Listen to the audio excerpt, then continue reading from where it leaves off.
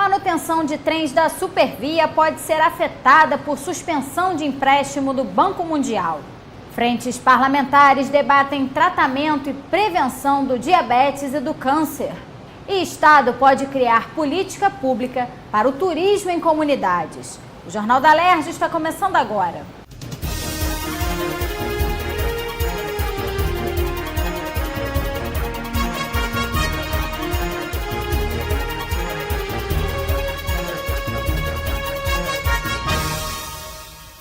Boa noite. A manutenção dos trens da Supervia pode ser afetada se o Rio de Janeiro não receber o repasse do empréstimo financiado pelo Banco Mundial, destinado ao pagamento de projetos do sistema de transportes do Estado. A informação foi passada pelo secretário estadual de Transportes, Rodrigo Vieira, durante a audiência pública na Alerj. Em 2010, foi aprovado o empréstimo do Banco Mundial no valor de $600 milhões para operações no sistema ferroviário estadual. Em junho deste ano, o contrato foi encerrado e cabe ao governo federal autorizar a renovação.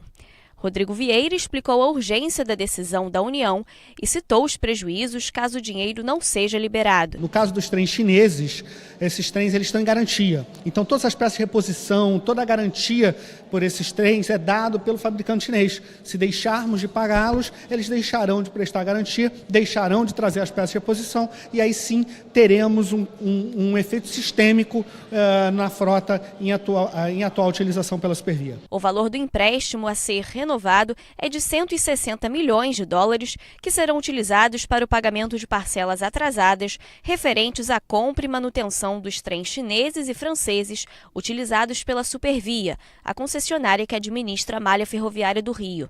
Além disso, a verba será destinada a projetos que vão aumentar a segurança da via férrea. Foram feitos arrestos na conta do Estado e o dinheiro do Banco Mundial, que serviria para pagar esses compromissos, foi arrestado e, portanto, sem esse dinheiro passamos a dever a esses fornecedores. Não pagamento vai significar que os trens perderão a garantia ou não serão entregues, no caso dos trens da Alstom.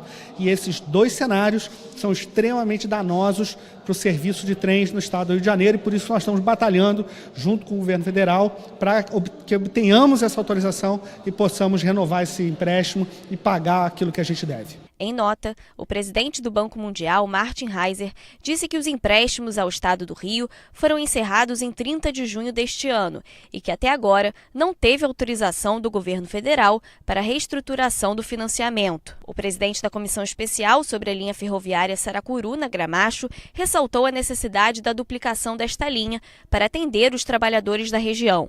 O secretário explicou que a medida não está prevista no contrato com o Banco Mundial e que é um projeto que será debatido. O parlamentar vai realizar outras audiências até que o governo federal libere a verba para melhorias do sistema de trens. Eu acho que foi uma reunião positiva. Eu percebo que precisamos revermos essa privatização da rede ferroviária que hoje a Supervia está exercendo. Outras audiências nós faremos até que tenhamos a certeza de que conseguimos o nosso intuito e que avançamos no nosso sonho. No Brasil, 16 milhões de pessoas são portadoras de diabetes, sendo 1.600.000 somente no estado do Rio de Janeiro. A prevenção e o tratamento da doença foram tema de audiência pública da Frente Parlamentar de Combate e Prevenção à Tuberculose, HIV e Diabetes da Alerj. 14 de novembro, Dia Mundial do Diabetes. Prevenir e educar, o melhor remédio. A doença pode provocar complicações graves nos olhos, nos rins e no sistema nervoso. A vice-presidente da Associação dos Diabéticos da Lagoa disse que é fundamental informar a população sobre os sintomas e tratamentos da doença e que a falta de equipamentos para a medição de glicose nos postos de saúde do estado é recorrente. A gente não pode deixar faltar os insumos para esse tratamento. que é? É a fita de medição de glicemia e a insulina. Sem a fita e sem a insulina, o diabético não consegue sobreviver nem um dia. Ele entra em cetoacidose e pode ser internado e corre risco de vida. E as fitas hoje, a gente não tem segurança que vai ter no próximo mês. Já é difícil o tratamento. A gente não precisa sofrer mais com a falta de insumos. Este ano, a doença em mulheres grávidas foi o foco principal da campanha mundial do diabetes.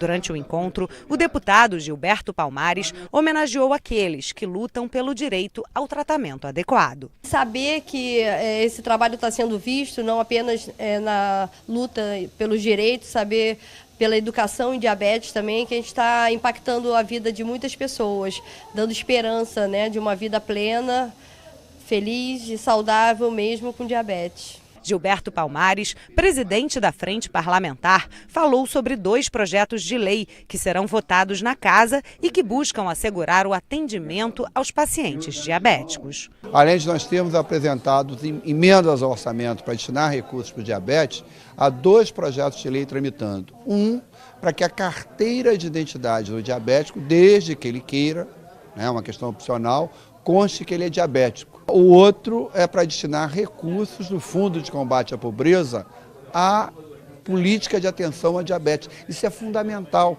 O presidente da CPI da Varig, deputado Paulo Ramos, vai perguntar ao juiz que decretou a falência da companhia aérea os motivos que o levaram à decisão.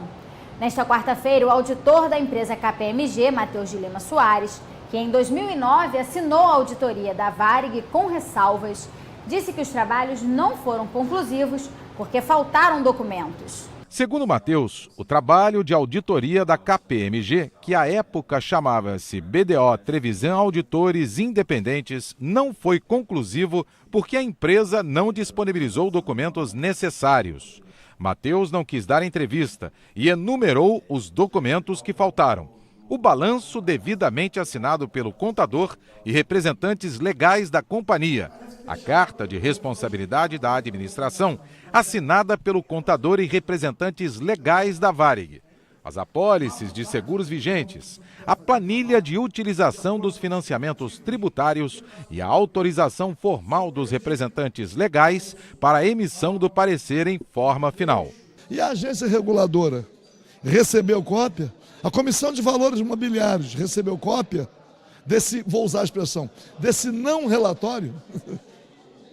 Então é tudo a ser esclarecido e a presença hoje do Dr. Matheus aqui, pela ABDO Trevisan Consultores, foi uma presença importante, porque ele atesta a construção de algo que não é suspeito, é criminoso. Criminoso. E os funcionários da Varig estão aí experimentando esse sofrimento. E um relatório final onde não existe uma assinatura. Então, na verdade, é uma coisa, que bom que essa CPI está acontecendo, que bom que nós estamos num momento onde a gente possa ter uma conclusão benéfica a nós, trabalhadores. O presidente da CPI disse que vai perguntar ao juiz que decretou a falência da Varig em 2010 quais os motivos que o levaram a dar a sentença. A decisão é porque não houve, por parte da empresa de auditoria, uma conclusão definitiva para as dificuldades financeiras da empresa. Nós aqui temos dificuldades de convocação de um magistrado para prestar depoimento à CPI. Mas estamos conversando, os membros da comissão, nós vamos tentar, pelo menos, buscar alguns esclarecimentos que poderão ser prestados ou não, através de um ofício. Vamos pedir a colaboração, que nós precisamos compreender tudo o que aconteceu, abandonando o lado da suspeição, porque o relatório da CPI tem que ser conclusivo. Os funcionários prometem mais manifestações para o mês de novembro. Está marcada nova reunião da CPI para o dia 21 deste mês. Luta contra o tabagismo, incentivo à atividade física e o direito à alimentação saudável foram temas de eventos sobre saúde e bem-estar da Frente Parlamentar de Combate ao Câncer, em parceria com o Fórum de Desenvolvimento do Estado. O seminário Prevenção, Qualidade de Vida e Sustentabilidade na Agenda das Políticas Públicas reuniu especialistas e militantes que atuam na promoção de uma vida mais saudável, uma fiscalização mais eficaz nos pontos de vendas de cigarro e sobre a publicidade da indústria do tabaco foram algumas das questões levantadas durante o encontro. A discussão em torno da diminuição ou do aumento da tributação do cigarro e denúncias do não cumprimento da lei antifumo por parte de alguns estabelecimentos também foram lembrados.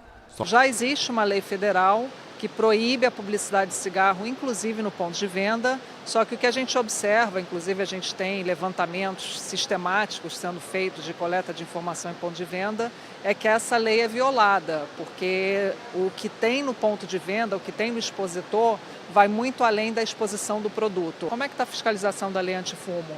Ela está realmente efetiva em todos os lugares? Eu ouvi relatos recentes de grupos de jovens que em alguns locais noturnos a lei não está sendo plenamente cumprida. Na casa existe uma lei que o imposto sobre o cigarro é 35%, mas existe um decreto que vem e reduz isso para 25%.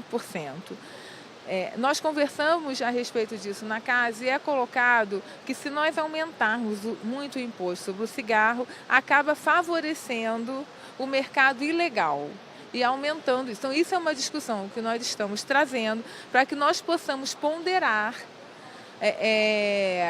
essa questão, porque todos os estudos mundiais mostram que o aumento do imposto sobre o cigarro desestimula o uso do cigarro, além de fazer o Estado arrecadar mais e essa arrecadação poder ser vertida para as ações de combate ao fumo ou ações de saúde, daquelas doenças que são provocadas pelo cigarro, como câncer, doença cardiovascular e doença pulmonar. Segundo dados apresentados no encontro, a inatividade física gera um custo global com a saúde pública de cerca de 53 bilhões de dólares.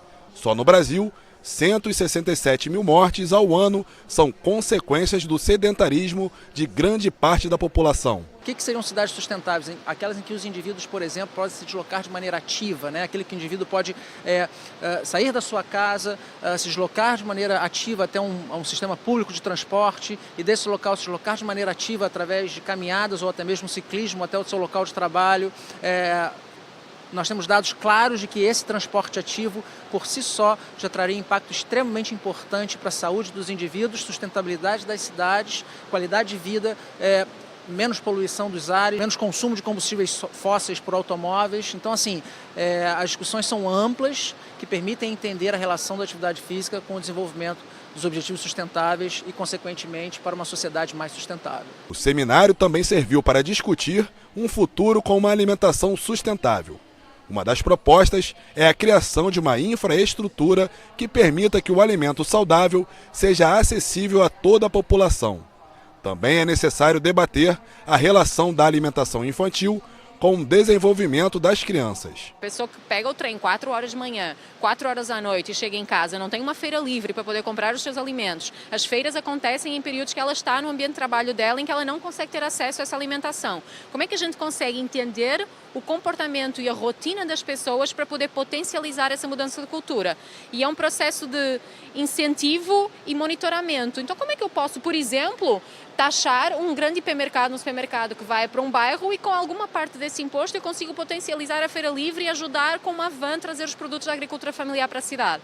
Então, como é que o governo, o setor público, pode exatamente brincar com mecanismos para poder incentivar a alimentação saudável e sustentável, que a gente sabe que tem os impactos de longo prazo imensuráveis. A gente costuma pensar que a alimentação é só para proteger a criança de doenças, ajudar ela a crescer, mas é muito mais do que isso, É nesse período da vida que ela vai formar os hábitos alimentares dela, formar o gosto, estabelecer essa relação com a comida, como é que é a prática alimentar da família em relação à relação com a comida. Então, é uma das ações muito fundamentais para o desenvolvimento da criança. E o Rio de Janeiro pode ter uma política pública para o desenvolvimento do turismo nas comunidades. O projeto da deputada Zeidan foi aprovado pelo plenário. Na sessão plenária desta terça-feira, os parlamentares analisaram o projeto da deputada Lucinha, que estabelece normas para as embalagens de água. O objetivo é diferenciar água mineral natural de água potável purificada adicionada de sais minerais. A parlamentar quer facilitar a identificação pelo consumidor na hora da compra. O projeto aprovado segue para a sanção ou veto do governador. Esse projeto vai dar oportunidade ao consumidor, à população, de saber diferenciar quando ela vai comprar um produto, que no caso a água mineral, ela saber que a água mineral natural, aquela que vem da fonte, é de vasilhame azul. E a água adicionada de sais, que introduz elementos químicos, vai ficar na cor rosa. Então essa que é a grande questão. O consumidor vai saber diferenciar o que é uma água mineral, natural, e aquilo que é água adicionada de sais. A deputada Zeidan quer regulamentar o turismo em comunidades. A proposta diz que a exploração comercial do setor em favelas, áreas quilombolas, indígenas e de pescadores, por exemplo, deverá ser feita prioritariamente na forma de economia solidária. O texto da parlamentar também prevê que os responsáveis pela atividade nas comunidades deverão usar identificação visível para o turista. Quem descumprir a regra estará sujeito à aplicação de penalidades. A fiscalização ficará a cargo da Companhia de Turismo do Estado. O projeto foi aprovado em segunda discussão. É muito importante que os guias turísticos nas favelas sejam da própria comunidade. E a regulamentação faz com que as agências considerem e relevem isso. Porque não é só a segurança com os moradores, mas a segurança também com os turistas. E mais do que as favelas, nosso projeto de lei aqui na casa, que foi aprovado hoje, regulamenta também o turismo nas nossas comunidades, né? Sejam as comunidades quilombolas, nas comunidades de aldeias, né, indígenas, as comunidades de vilas de pescadores, ecológicas, e o estado do Rio de Janeiro tem um potencial turístico muito grande. Então nós temos que associar o turismo com a economia solidária. O Jornal da Alerj fica por aqui. Você pode acompanhar a programação também em nosso site e pelas redes sociais. TV Alerj, o canal do povo fluminense. Uma boa noite para você e até quinta-feira.